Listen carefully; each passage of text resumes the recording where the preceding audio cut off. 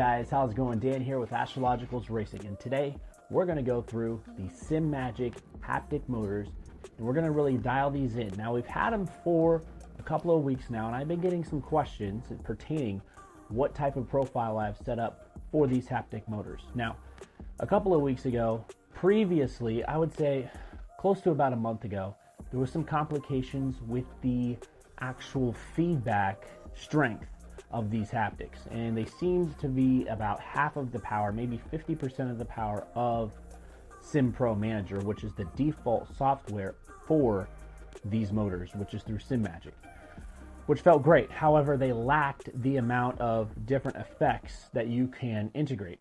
So for example, you were very limited to the throttle, which was just primarily used for TC, traction control, and instead of implementing just TC, I now implement wheel slip, different types of very minor road impacts, and a few other options that SimHub is able to now basically integrate at full strength now, which is really, really awesome. What we're going to go through now is the setup process and the type of profile that I have set up that gives you that ultra realistic feel as you're racing around the track. And now everybody's might be a little bit different, but this is what works best for me.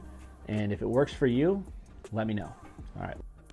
All right, and welcome back. Here we are in front of SimHub as we speak. So basically, I'm going to give you guys the rundown on how to install SimHub properly, because that's going to be the most useful tool during this entire process. So for what you're going to want to do is go to simhub-com/download.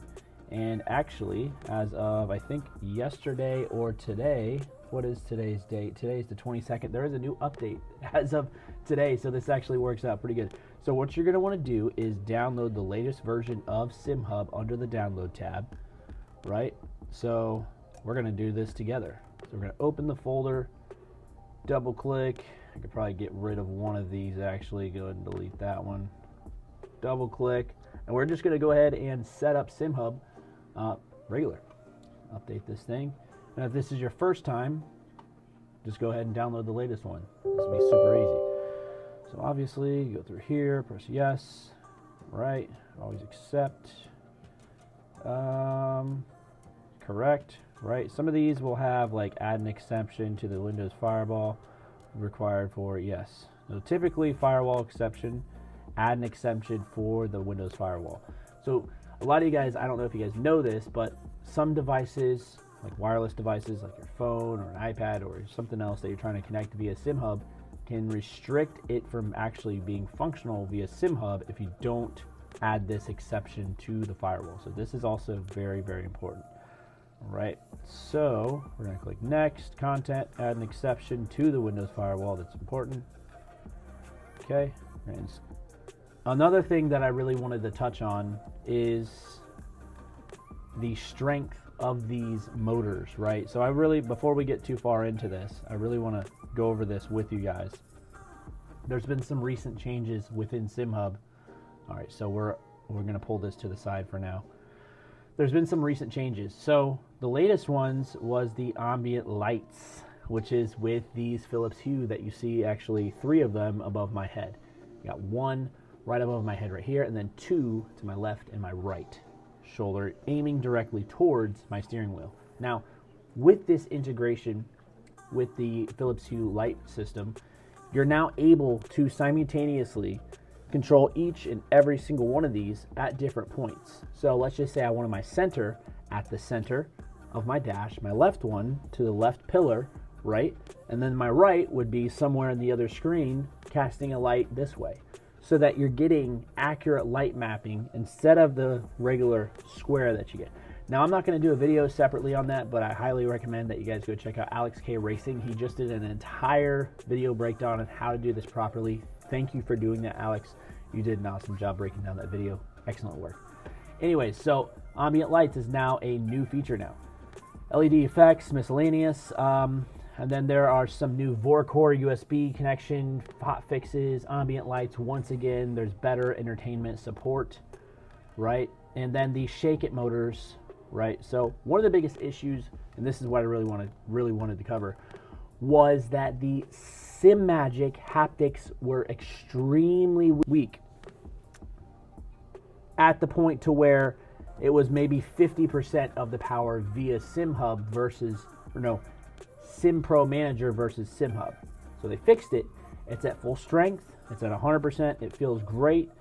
It's way better than it was. So again, I highly, highly encourage you guys to go re-download or update your SimHub, get these updated settings, and let's go ahead and move on over. Again, we're still going down to the game data, FMA, WRC, GT7, and then some other devices they've added. So if you guys ever want to look into that, I always like to see what they add through these fixes. So we're going to minimize that since it's downloaded. We're going to drag over the brand new 9.124 SimHub.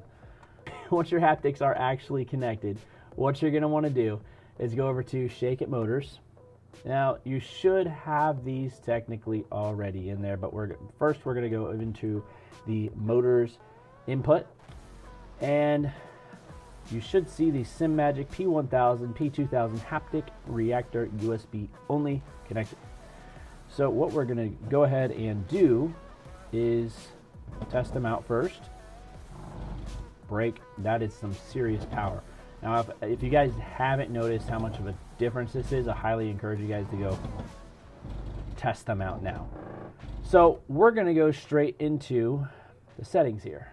I'm going to actually, so channel 1, that would be technically for my clutch, and you can guys, I would highly encourage you guys also to rename these to your liking. So this is my brake, this is my throttle. Depending on which channel you have it on, make sure you name them accordingly. Now, I have my frequency set on 25 Hertz. For me, I think that feels really, really good for a brake. Now you can go down a little bit. This seems a little too overpowered or just overstimulated. So I found, like, if you go down to 20, that's just too blocky. 22 is still pretty blocky, and then 25 seems to be a good sweet spot. Some guys like 27, you know, some 26. But 25 seem to be pretty good. I think between 25 and 27 for the brake feels really, really good. And then we move over to throttle. I think 27 is just above the threshold where it needs to be, you know, not too blocky, but it's also enough feedback to really get you gauged in to what the throttle is doing. So all of that being extremely important where you set these values, we're going to go into the effects, right? So as we scroll down through the effects, the first one that you're going to want to go check on is the ABS for the brake. Have that at 100%. Okay, I'm going to scroll down here into road impacts. So this is somewhat important for me. It's not the most important thing, but I find it to be useful when I'm driving over curbs or any type of really any bumps at all. If I'm going over a bump or a ridge, it gives me a more immersion, but it also lets me know, okay, oh, maybe I went off the grass a little bit here, but you're able to feel a slight kickback, which is why I have the brake one around 65%. So let's just say, for example, I'm braking over a curb, right? I want to feel some sort of kickback. If I'm hitting like a curb, for example, I need to feel that haptic kickback, the, oh, you know, stuff like that. So it's really important. It's hard to explain what exactly it does, but you just more so have to experiment with it. And then for the throttle, same scenario. If I'm going over a curb or for some bumps, I'm going to be able to feel those little road impacts. Now, I don't have these at 100% because I don't want them to be flushing out the other effects that I want to add, which are the most important ones. So again, all of these channels, front, left, right, right, left, all these are going to be 50% for the throttle and 65% for the braking system. Now, moving down to simulated road texture. Now for this one, I'm not too sure why I even have this one enabled, but I would like to keep this between probably around 20%, probably for both of these. Now this kind of just keeps them kind of active, I guess, breathing in a sense. And it's not super overwhelming where it's like, oh, you're feeling 20 hertz. Like, they're very, very minute, like almost grainy effects. And it's kind of hard. So again, experiment with these. It's really cool. Now TC active is going to be, of course, your throttle, right? So as we go through the throttle, it's going to be 100%. Braking, that's also going to be wheels lock, right? Wheels lock, that means you're braking too hard if they lock up. You're going to want to feel that locking up. Wheels slipping, I'm putting to the throttle. So if they're slipping, that means I'm drifting. Slippage means that I'm coming out of a turn too fast, or I am burning out, whatever the case may be, chirping, tires, whatever. I'm going to be able to feel that. So I keep that on 75%. And that will be the last setting. Now we'll go through these. Now again, so road impacts. See that? I should probably have those probably around, about 30%. Again, main overall volume is at 100, so we're going to keep road impacts at 30, ABS 100, and then wheels slip is going to be total, okay, TC, wheels lock, wheel slip, all 100%. Really, you guys experiment this on your own and see what feels best to your liking. But I think the overall thing is, like, if it feels good to you, keep it that way. Don't try to overcomplicate crap. And one of the best things I learned while you're doing these type of effects is really turn every single one of them off, and then get a feel for every single one of these as you turn them on, and drive around the track with just one. Drive around a track with maybe a different one. They're not just super accurate in the aspect of getting a feel for the car. It does create a really good immersive experience as well. Feels great. Just such an incredibly helpful tool if you're wanting to dial in even better track times and all that as well. So that if I am braking a little too aggressively around the corner, I'm able to lift just a bit instead of guessing by hearing the noise of, oh yeah, I hear my tires locking up. No, I'm actually able to feel my brakes locking up quite a bit. And if I'm pulling out of a turn like I am now too aggressively, I'm able to feel that wheel slip, which is really awesome as well. So wheel slip, wheel lock, some little bit of road impacts. You definitely want those to, oh boy, yeah, definitely feel this. Here we go. All right, and that's going to conclude today's video. If you guys got any value out of this video, or you have any other questions, comments, concerns, please drop them in the comments below, and I'll be sure to get back as soon as I possibly can. Now, I've been getting, so I just want to plan out for this next video. I've been getting a lot of questions pertaining how this entire thing is set up, because I have added quite a few components, including a race wheel, another race wheel, some haptics like you guys have seen, some different 3D printed parts. I added some updated versions of this race net. I added some decals. I've really dialed this thing in. I don't know how much more I can really add to and make this thing even better, but maybe with the help of you guys, I can make this even more immersive. I'm gonna do a rig tour 2024 this weekend. If you guys are gonna be on YouTube, you're enjoying Sunday, go ahead and I'll probably spend 30-40 minutes really just breaking down every single component of my hardware, all my software that I use, and basically how I constructed everything start to finish.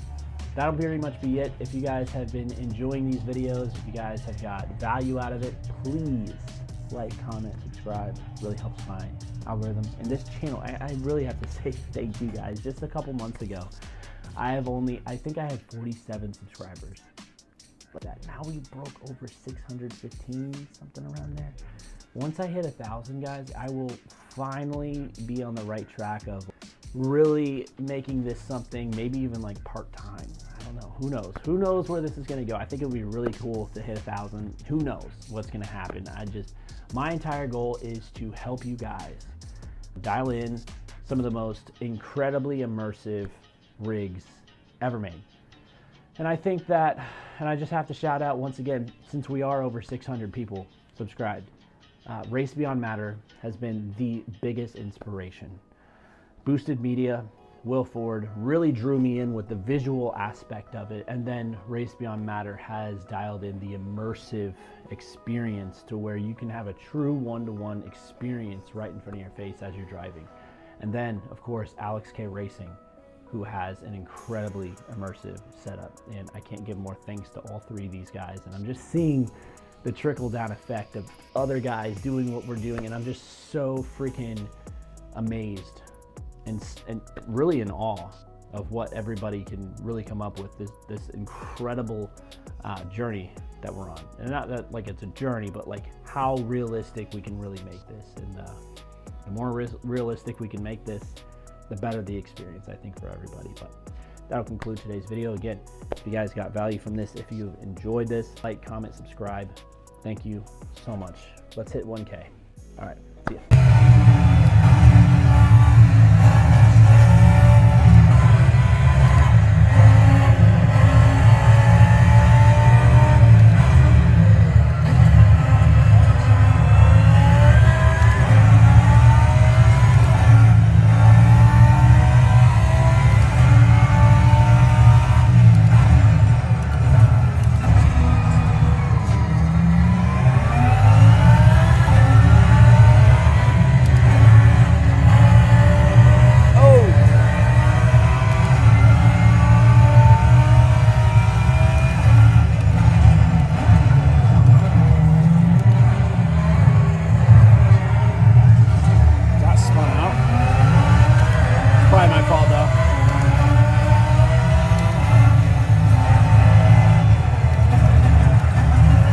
For a wet track, we're really getting warm right now.